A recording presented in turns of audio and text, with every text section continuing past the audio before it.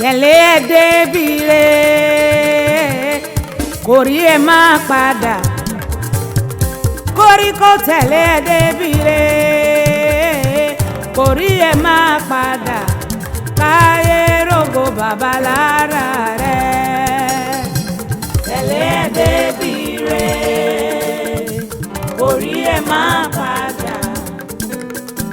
tẹ̀lé ẹ débi re kò rí ẹ má padà káyé rògo bàbá lára rẹ.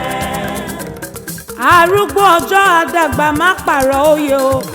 ọba mi ọlọ́wọ́ kábíkábí o ọba mi gbangba gbangba tí ó lè yípo padà títí láyé ọlọ́run wa o. Happy birthday to you Ilésanmí ọmọ Olúróyè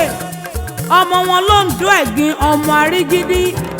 ọmọ ọlọ́jọ́ bíi tòní Ilésanmí ọ̀pọ̀ ọdún ló ṣe láyé òní kúkú àìtọ́jọ́ ipa ayé kan kò ní ká ọ ó rògòlò lọ́lá ọlọ́run ọba aṣẹ́ni lórí oníṣẹ́ tìrẹ gbogbo ohun téèyàn ń gbélé ayé ṣe ló bá wọn ṣe ní ti dáadáa ó gbélé ayé ṣohun re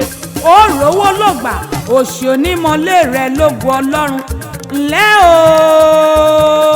Ilésanmí o ọmọ ọlọ́jọ́ bí òní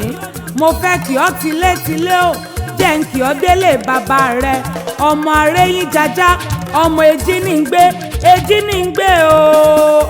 ọmọ adọ́kọ níbi owó gbẹ̀ǹso mo ṣọ̀run gbẹ̀ǹgbẹ̀ àlè ẹni bá máa dọ́kọ lórí ìràwé kíyanrìn ó mọ́dàs ìrè nímọ̀gún ará ìlágbẹ̀dẹ ọmọ awọ́rin túnrin-rọ ọmọ amúdàgboyè ọmọ amúrò ẹkùn wọ́n ṣinṣin ọmọ apẹkùn láì jẹkùn Dùrù Jésù làwọn fans mi ń pè mí láti iléeṣẹ́ Dùrù Jésù Peculiar Music ni ṣe ni kó o máa polongo wa fún àwọn olóríire bíi tiẹ̀ pé kí wọ́n máa gbé birthday package wọn bọ̀ nílé iṣẹ́ wa akíyọ happy birthday to you.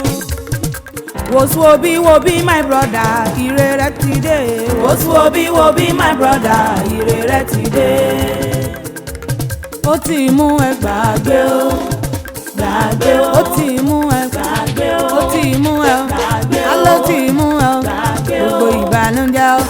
ẹ kó ṣe ayé rẹ o gbàgbé o ó ti mú ẹ gbàgbé o ó ti mú ẹ gbàgbé o ó ti mú ẹ gbàgbé o.